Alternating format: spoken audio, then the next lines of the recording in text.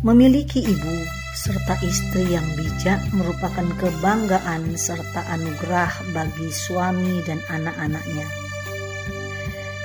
Jika ingin menjadi seorang wanita yang bijak, maka yang perlu dilakukan adalah takut akan Tuhan. Ibu ini bernama Katarina Barus. Beliau lahir pada tanggal 3 Mei 1935. Dan ayahnya bernama Genep Barus dan ibunya bernama Bungarim Sijabat. Beliau mempunyai satu orang adik perempuan bernama Rahel Barus. Pada usia 2 tahun, ibu Katarina ini ditinggalkan mati oleh ibunya dan ayahnya Genep Barus menikah lagi dengan Boru Sembiring. Semakin beranjak dewasa, perlakuan ibu tirinya ini sangat tidak baik terhadap ibu Katarina ini. Membuat ibu Katarina ini bertumbuh menjadi wanita yang pendiam. Namun begitu ibu Katarina tetap berkeinginan untuk sekolah.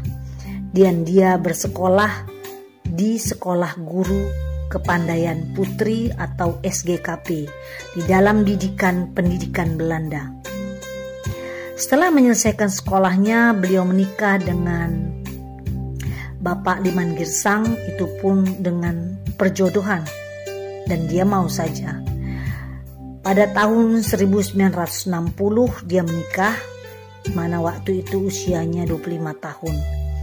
Tetapi Ibu Katarina Barus sudah bertekad dalam hatinya tidak akan membalas perlakuan yang tidak baik dari ibu tirinya tersebut.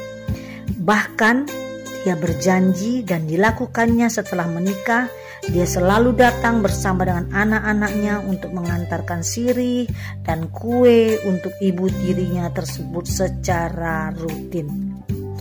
Tidak ada dendam di hatinya, karena beliau selalu takut beribadah. Setelah menikah dan mempunyai 6 orang anak, Ibu Katarina membantu usaha suaminya Bapak Liman Girsang di bidang ekspor sayur mayur ke Malaysia, ke Singapura. Dan beliau menjabat sebagai wakil direktur perusahaannya tersebut. Beliau juga sering mengikuti pameran-pameran di luar negeri, dan dia selalu dengan semangat mensupport Bapak Liman Girsang. Walaupun pendidikannya Sekolah Guru Kepandaian Putri, beliau ini rajin membaca, rajin belajar, suka hal-hal yang baru yang dia tahu, sehingga menambah kepandaiannya. Jadi selain kepandaiannya menjahit dan memasak, beliau juga mampu dalam menjalankan usaha ekspor sayur mayur tersebut bersama Bapak Liman Girsang. Hingga suatu saat anak keduanya yang perempuan pada saat itu berusia 7 tahun mengalami demam yang sangat tinggi dan kemudian harus dirawat di rumah sakit. Dan ternyata anak perempuannya tersebut mengalami sakit meningitis. Anaknya tidak bisa sadar selama 3 bulan. Akhirnya dokter mengatakan bahwa usia anaknya sudah tidak berapa lama lagi. Dan itu membuat Ibu Katarina sangat sedih. Pada suatu malam, Ibu Katarina berdoa kepada Tuhannya dan mengatakan, "Tuhan, bila Engkau mau ambil anakku ini, ambillah." Dan kemudian setelah dia selesai berdoa, dia melihat langit-langit asbes di rumah sakit itu terbuka sampai ke langit. Dan Ibu Katarina tidak mengerti apa artinya itu. Namun besoknya keajaiban terjadi. Anaknya siuman kembali. Dan dokter mengatakan hal ini tidak mungkin terjadi secara medis. Ini adalah miracle, kata dokter tersebut. Namun setelah anaknya siuman, dokter memeriksa kembali anak tersebut sebelum diizinkan pulang.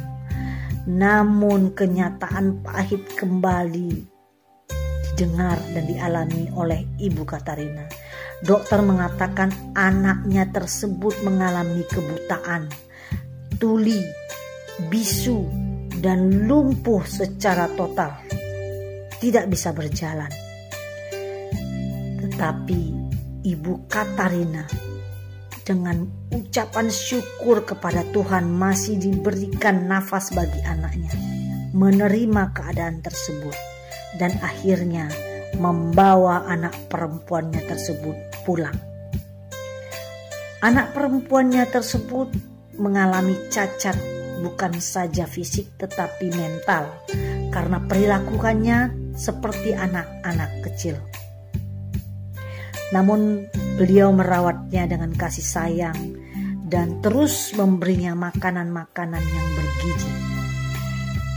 Sampai akhirnya kembali keajaiban terjadi. Dengan kesabarannya, dengan kesabaran yang tingkat dewa, maka keajaiban pun terjadi. Anaknya bisa melihat kembali, bisa berjalan, bisa bicara, dan bisa mendengar. Apa yang dialami oleh Ibu Katarina ini membuat beliau menjadi sangat dekat dengan Tuhan.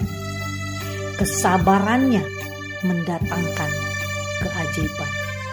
Apa saja yang dialaminya, beliau langsung berdoa dan berbicara, menyampaikan isi hatinya kepada Tuhan.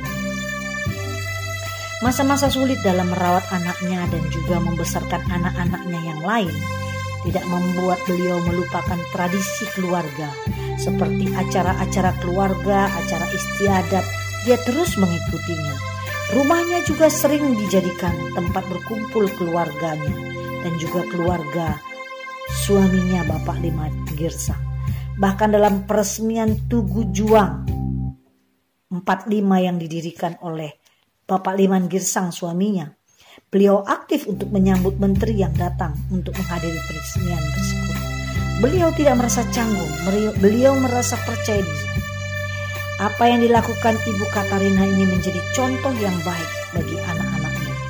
Dengan kelembutannya, beliau selalu menjadi tempat keluarga, bahkan teman-temannya untuk berkeluh kesah, tanpa membuat perpecahan di antara saudara-saudara dan keluarga.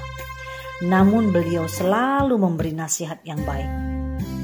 Dengan berjalannya waktu, usia Ibu Katarina Barus ini memasuki usia 70 tahun. Usia yang diberikan Tuhan kepadanya sebagai anugerah. Dan tentu saja semua keluarga bergembira. Semua ikut merayakannya. Namun setelah perayaan sukacita itu, 2 tahun kemudian, setelah ulang tahunnya yang ke-70, Tuhan memanggil Bapak Liman Girsang. Wanita kuat ini merasa sangat sedih, merasa sangat rapuh berpisah dengan teman hidupnya yang selalu kompak dan saling mengasihi. Kemana-mana mereka sama. Bahkan ketika malam-malam Bapak Liman Girsang bangun, maka dengan sigap Ibu Katarina bangun, menyediakan minumnya, berbicara, bahkan mereka saling berkomunikasi dengan baik. Mereka dikaruniai 6 orang cucu dan 3 menantu.